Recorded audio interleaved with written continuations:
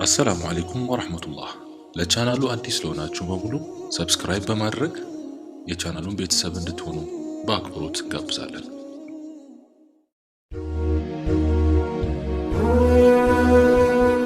የረሱል ዓለይሂ ሰላቱ ወሰላም ባልደረቦች የትውልድ አገራቸውን መካን ትተው በመውጣታቸው ከተማዋ እጅጉን ጭር ብላለች። የነሱ መካን ትቶ መውጣት ያበሳጫቸው የቁረይሽ መሳፍንቶች ነቢዩን ዓለይሂ ሰላቱ ወሰላም በጦር ሊያስወጉ ከተለያዩ ጎሳዎች ያዘጋጇቸው ወጣቶች በተጠንቀቅ ቆመዋል። ጅብሪል ረሱላችን ዓለይሂ ሰላቱ ወሰላም ዘንድ በመምጣት ዛሬውኑ መካን ለቀው እንዲወጡ አዘዛቸው። ሰዓቱ እኩለ ቀን ላይ ነው። ፀሐዩ አይሏል። የመካ ሰዎች በዚያ ሰዓት የትም አይንቀሳቀሱም። ይህ ትዕዛዝ ለረሱል ዓለይሂ ሰላቱ ወሰላም እንደመጣላቸው ያለ ወትሯቸው ወደ አቡበክር ቤት ገሰገሱ። አቡበክር ደነገጠ። ምክንያቱም በዚህ ጠራራ ፀሐይ በሰላም እንደማይመጡ ስለሚያውቅ ነው። በስስት የዓይኑን ማረፊያ እየተመለከታቸው ያ ረሱላላህ በሰላም ነው በዚህ ሰዓት የመጡት አላቸው። እሳቸውም እቤት ውስጥ ያለውን ሰው ሁሉ አስወጣ አሉት ሚስጥር ሊያወሩ። አቡበክርም አንቱ የአላህ መልእክተኛ እቤት ውስጥ ማንም የለም ከቤተሰቦቼ ውጭ፣ የኔ ቤተሰብ ደግሞ የአንቱም ቤተሰብ ነው አላቸው። እሳቸው ከመካ እንድወጣ ታዘዣለሁ አሉት። አቡበክርም ከእሳቸው እንደሚሄድ ሲያውቅ በደስታ አለቀሰ። ከዚያም ረሱል ዓለይሂ ሰላቱ ወሰላም እቤታቸው ላይ ዓልይን አስተኝተው ምንም እንደማያገኘው ቃል ከገቡለት በኋላ ከቤታቸው ሲወጡ ወታደር ቤታቸውን ከቦት ተመለከቱ። ይህን ጊዜ ረሱል ዓለይሂ ሰላቱ ወሰላም ከመሬት አፈር በመዝገን ከስተፊታቸውም ግርዶን ከስተኋላቸውም ግርዶን አደረገን፣ ሸፈናቸውም። ስለዚህ እነሱ አያዩ የምትለዋን አንቀጽ ቀርተው የያዙትን አፈር በወጣቶቹ ላይ በተኑባቸው።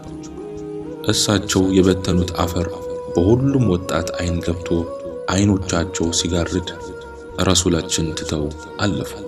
ወጣቱ ሁሉ ሰይፉን አዘጋጅቶ የረሱላችንን ዓለይሂ ሰላቱ ወሰላም መውጣት እየተጠባበቀ ሌሊቱ ነጋ። ድንገት ዘው ብለው ሲገቡ በረሱል ቦታ ዓልይ ለጥ ብሎ ተኝቷል። በጣሙን ተበሳጩ። ወዲያውኑ በመበታተንም ረሱልን ዓለይሂ ሰላቱ ወሰላም ወደ መዲና ወደሚወስደው መንገድም ሲገሰግሱ ሄዱ። ቁረይሾቹ ለፍለጋ የመዲናን መንገድ በሙሉ እንደሚያስሱት የተረዱት ነቢይም ከባልደረባቸው ጋር በመካ ዙሪያ ወዳለ አንድ ዋሻ ውስጥ ለመከለል ሄዱ። ዋሻው በጣም ያስፈራል። በእባቦች በጊንጦችና በተባዮች ተሞልቷል። አቡበክር የዓይኑ ማረፊያ የሆኑትን ነቢይ በር ላይ እንዲቆሙ በማድረግ ወደ ዋሻው ዘልቆ ገባ። ዋሻው ውስጥ ሲገቡ ስፍር ቁጥር የሌለው የእባቦችን ቀዳዳ ተመለከተ። በልብሶቹ ቀዳዳዎችን በሙሉ ከሸፈነ በኋላ አንዲት የእባብ ቀዳዳ ስትቀር ረሱልን ዓለይሂ ሰላቱ ወሰላም ክፉ እንዳያገኛቸው አቡበክር በእጁ ሸፍኗት ረሱልን ግቡ አላቸው። ረሱልም ዓለይሂ ሰላቱ ወሰላም ገብተው የድካም ስሜት ስለተሰማቸው በአቡበክር ታፋ ላይ ራሳቸውን በማሳረፍ ተኙ። አቡበክር ግን አሁንም እጁን በቀዳዳው ላይ እንደለጠፈ ነው ያለው። ረሱል ዓለይሂ ሰላቱ ወሰላም እንቅልፍ ወሰዳቸው። ድካም ያዘለውን ሰውነታቸውን አሳርፈው በሞቀ እንቅልፍ ውስጥ ሳሉ ድንገት ፊታቸው ላይ ውሃ ነገር ጠብ ጠብ ይል ጀመረ። ረሱል ዓለይሂ ሰላቱ ወሰላም ብንን ብለው ሲነሱ አቡበክር እጁ በግድግዳ ተለጥፏል። አይኑ እንባ እየዘነበ ነው። ረሱልም ምን ሆነሃል ያ አባበክር ሲሉት እርሶን እባብ እንዳያገኝብኝ ቀዳዳዎቹን ሁሉ ደፍኜ አንድ ቀዳዳ ስትቀር መድፈኛ ስላጣው በእጄ ሸፈንኳት። እርሶ ከተኙ በኋላም እባብ ከውስጥ መጥቶ ነደፈኝ። ህመሙን መቋቋም ሲያቅተኝ እርሶን ከምረብሽ እጄን እዚያው ደፍኜ ማንባት ጀመርኩ አላቸው። ረሱልም ዓለይሂ ሰላቱ ወሰላም የጓደኛቸውን እጅ በመያዝ ሩቅያ ከቀሩለት በኋላ ትፍ ትፍ ሲሉለት እጁ እንደነበር ሆነ። የረሱል ማምለጥ እንደ እሳት ያንገበገባቸው ቁረይሾች የመካ በረሃን ሙሉ በሙሉ አፋልገው ካጡ በኋላ ተስፋ ቆርጠው ከተማ ላይ ተሰብስበዋል። በመጨረሻም ህዝቡን በካዕባ ዙሪያ በመጥራት ሙሐመድን ገድሎም ሆነ በህይወት ያመጣ ሰው 100 ግመል ሽልማት አለው ብለው አስተላለፉ። ህዝቡ በፈረስ መካን ትቶ ሙሐመድን ፍለጋ ወደ በረሃ ዘመተ። የቁረይሾቹ ፍለጋ እስካሁን ያበቃል ብለው የገመቱትም ረሱል አለይሂ ሰላቱ ወሰላም ባልደረባቸውን ይዘው ከዋሻው በመውጣት በረሃውን እያቆራረጡ ጉዞ ወደ መዲና ጀመሩ። ድባቡ ያስፈራል። አቡበክር አንድ ጠላት ረሱልን እንዳያገኝበት ሰግቶ አንዴ ወደ ኋላ አንዴ ወደ ጎን እየተመለከተ ነው የሚጓዘው። እጅጉን ፍርሃት አድሮበታል ለረሱላህ። እሳቸው ግን ቁርአን በመቅራት በዚያ ድምጻቸው የበረሃውን ድባብ ቀይረውት ፍጹም በተረጋጋ ስሜት ውስጥ ሆነው እየተጓዙ ነው። ፊዳከ አቢ ወኡሚ ያ ረሱላህ። አቡበክር አሁንም ምንም አይነት መረጋጋት አይታይበትም። አንገቱን እያዟዟረ ዙሪያውን መቃኘት ተያይዞታል። ድንገት ወደ ኋላ ሲመለከት የመንገዱን አሸዋ በእግሩ የሚያበን ፈረሰኛ ተመለከተ። በፍርሃት ራሱን መቆጣጠር አቃተው። ረሱልን አለይሂ ሰላቱ ወሰላም ለመበቀል የሚመጡ ቁረይሾች መሆናቸውንም ገምቷል። ፈረሰኛው እየተቃረበ ሲመጣ ሱራቃ የተባለ ሰው መሆኑን አወቁ። ሱራቃ እነሱን ሲመለከታቸው ያ100 ግመል ትዝ ብሎት ፈረሱን ሲሸመጥጥ የፈረሱን እግር መሬቷ ያዘችው። ድጋሜ እንደመመለስ ብሎ ሊጋልብ ሲል ዳግም መሬት ያዘችው። ያን ጊዜ ይህ ፈረሰኛ ረሱልን አለይሂ ሰላቱ ወሰላም የሚጠብቅ ኃያል ጌታ እንዳለ በመረዳት እሳቸው ዘንድ በመሄድ ስንቅ ልስጣችሁ አላቸው።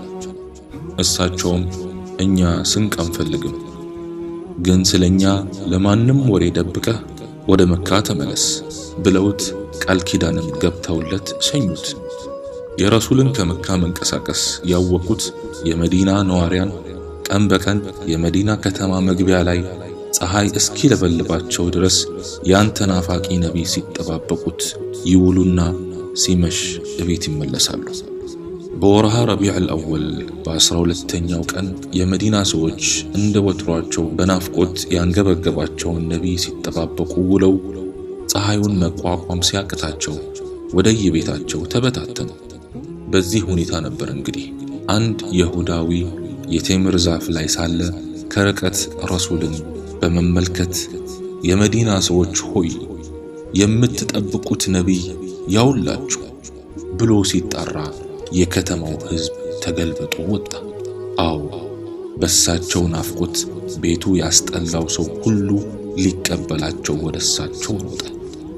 በጥቂት ጊዜያት በሳቸው በናፍቆት የተጠመደው የመዲና ሕዝብ የረሱልን አለይሂ ሰላቱ ወሰላም አይን ሊያይ ግር ብሎ ወጣ።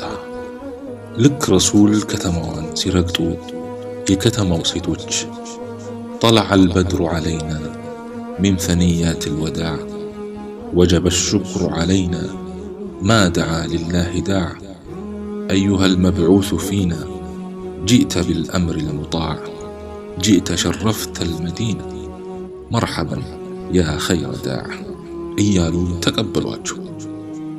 ከተማዋ እጅጉን ተናውጣለች። ሁሉም በማያውቀው አይነት የደስታ ስሜት ውስጥ ተውጦ ያን እንቁ ነቢይ ለማየት ይተራመሳል። ሕፃናት ልጆች በዚያ ግፊያ በዚያ ትርምስ ውስጥ ረሱል አለይሂ ሰላቱ ወሰላም ካሉባት ግመል ስርስር እየተከተሉ አንቱ የአላህ ነቢይ፣ አንቱ ሙሐመድ እያሉ ይጣራሉ። ረሱል ጉዟቸውን ቀጥሏል። ሁሉም ሰው ያ ረሱላህ እኔ ቤት ይግቡ፣ የኔ ቤት ይሻለውታል እያለ ይጮሃል። በሰዎች ደጅ ባለፉ ቁጥር የቤቱ ሰው የግመሏን ልጓም እየያዘ ያ ረሱላህ እኔ ቤት ግቡ እያለ ማለፍ ከለከሏቸው። ሱብሓነከ ያ ረብ፣ ትናንት ጣኢፍ ላይ ያ ሁሉ እንግልት የደረሰባቸው ነቢይ፣ መካ ላይ ያን ሁሉ ስቃይ ያስተናገዱት ነቢይ፣ ዛሬ ግን ሱብሓነከ ያ አላህ። በመጨረሻም ረሱል ዓለይሂ ሰላቱ ወሰላም ግመሏን ልቀቋት፣ ወደ ታዘዘችበት ነው የምትሄደው አሉ። ከዚያም ረሱልን ዓለይሂ ሰላቱ ወሰላም የጫነችው ግመል አቡ አዩብ አልአንሳሪ ደጅ ላይ ስትቆም አቡ አዩብ የረሱልን ዕቃ ይዞ ቤት አስገባቸው። የመዲና ህዝቦች ለብዙ መቶ ዓመታቶች ያህል በእርስ በርስ ጦርነት ካሳለፉ በኋላ ሀገራቸው በገባው ክቡር ነቢይ ምክንያት በአንድ ቀን ሰላምና ፍቅር ሰፈነ። ከተማዋ ፍጹም ሰላማዊና በኢማን የተሞላች ሆነች። የሙስሊሞች የጋራ መስገጃ መስጂድም ወዲያውኑ አስገነቡ። ያኔ መስጂዱ ሲገነባ ሐቢቡና ሰለላሁ ዐለይሂ ወሰለም ድንጋይ እየተሸከሙ ያቀርቡ ነበር። ከዚያም ረሱል ዐለይሂ ሰላቱ ወሰላም በሙሃጅሮች ወይም ስደተኞችና በአንሳሮች ወይም የመዲና ሰዎች መካከል ወንድማዊ ትስስር አደረጉ። የመዲና ሰዎች በቃል ለመግለጽ ከሚቻለው በላይ ደግና ሩህሩህ ናቸው። ረሱልም ዐለይሂ ሰላቱ ወሰላም በወንድምነት ካስተሳሰሯቸው ሰዎች ጋር ንብረታቸውን እኩል እስከ ማከፋፈል ጀመሩ።